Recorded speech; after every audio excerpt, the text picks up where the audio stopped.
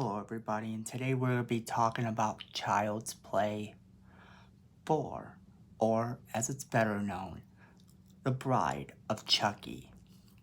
So let's jump right into it.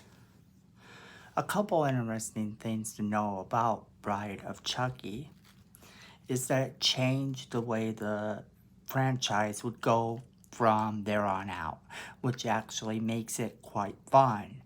It is the definitive Child's Play movie to several people. It brought Chucky into a kind of new way of operating in terms of his movies and introduced us to his bride-to-be, the equally disturbing Tiffany. Now, Bride of Chucky actually was made in 1998. It's one of the final films of John Ritter, who is best known for Three's Company. And his final film would actually come a little bit later in Bad Santa, which would pretty much be his final performance on screen. But this movie kind of marked the beginning of a very different type of setting for him. A very different type of John Ritter than we were used to seeing. He was no longer the bumbling idiot, but actually played the character of Chief Warren Kincaid. It is also interesting to note that Alexis Arquette was in this movie, playing Dwight Fitzwater. Now, if you don't recognize him as that character, then you might have heard him actually tell Tiffany that his name was Damien Baylock. Which you later find out it is not. Charles Lee Ray is actually still played by Brad Dourif, who is just amazing. And Jennifer Tilly plays Tiffany Valentine. Now, it's very interesting to note that this movie also starred Janet Kidder. And Janet Kidder was actually the niece of Margot Kidder, who played Lois Lane in the Superman movies, and is also in one of the most iconic horror movies to ever exist, Black Christmas. And if you've never seen that movie, you definitely need to see it. I was talking to somebody about that movie not too long ago. And coincidentally enough, Kathy Najimy, who did the Snapple commercials and is best known as one of the witches in Hocus Pocus, which coincidentally enough should be getting a sequel in 2022. Now, The Bride of Chucky follows kind of these sort of runaway teenagers, if you will. They kind of got this Bonnie and Clyde type of situation going on around them due to the fact that they end up with the dolls, Chucky and Tiffany. Now, what's funny about this is that all around them deaths are happening and they have no idea. It kind of adds to the humor of the movie. And the girl's father is, of course, the John Ritter character who doesn't want his daughter to be with this guy at all. And it makes for a really funny situation. It makes for actually a very funny movie, for a road trip movie, to see all the different ways that Chucky and Tiffany get these guys into trouble. like I said, it changed the course of the movie entirely and took Chucky out of the outright horror into a little bit more of a comical vibe. It changed the way we think of Chucky, it changed the way we look at him, and ultimately became very much what we expect in a Child's Play movie. By the time Curse of Chucky and Cult of Chucky came out, there had to be a little bit going back to the scary side, but at the same time, they couldn't deny that people had grown used to the campiness that was brought on more or less by this movie. It started a little bit in part 3, but Bride of Chucky upped the ante so much that they couldn't backtrack anymore and make him any scarier.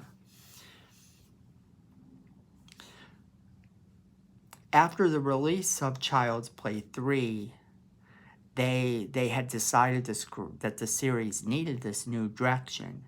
So they decided to go against the grain and not have Andy Barclay return. I always thought that was kind of a mistake, and so that's why later on I'm very glad that Andy does return, because I found that I enjoyed his character a lot, even when it wasn't played by the original actor. Even though I didn't like his performance as much, I still love the fact that the Andy Barclay character was there. Now, they got Ronnie Yu to direct this movie, and he's the one that took it in this really offbeat direction. Now, the reason they got him to do the movie is that they were actually impressed with a movie that he had done called The Bride with White Hair. And he accepted it, as long as he could have freedom, and he eventually hired one of his friends to help. And they decided that it was going to be a much different type of movie, that they were going to take it in this crazy direction. Now, Mancini actually says that he decided to create the character of Tiffany after seeing Bride of Frankenstein, in a video store. He saw a copy of Bride of Frankenstein in a video store and knew he had to actually do Bride of Chucky, and that's kind of the way it became. Well, once they had the director and the cast ready, the rest was history. Now, it should be noted that there are some blink and you miss it things in the movie too, i.e. the fact that one of the characters' deaths actually mirrors Pinhead's appearance in those movies. Now, that's a very Cenobite-like way to die. The pins all come into his head. And then you have the fact that the original poster was actually meant to look like the poster for Scream 2. Now, Freddy Krueger's glove, Jason Voorhees' mask, Michael Myers' mask, and Leatherface's chainsaw all appear in a police evidence room very early on in the movie. Now, also during the making of this movie, something crazy happened. To promote this movie, Chucky actually went on WCW Nitro and interrupted a segment between Mean Gene and Rick Steiner, actually saying that he was rooting for Scott Steiner to win in an upcoming match between the two brothers. This is notable because it's one of the few crazy things that WCW did that at the time really did seem like a good idea. But then as later on you see, that David Arquette is the WCW champion of the world and some of the other crazy stuff they did, maybe it wasn't such a great idea at all. However, you also need to realize that during this time, several movie actors did appear on WCW, and coincidentally enough, later on, several actors would go on to appear on WWE, like they followed the exact formula that they kind of at the time helped to mock. But that's okay. This movie had a soundtrack that was absolutely amazing and will stay with you for a long time to come.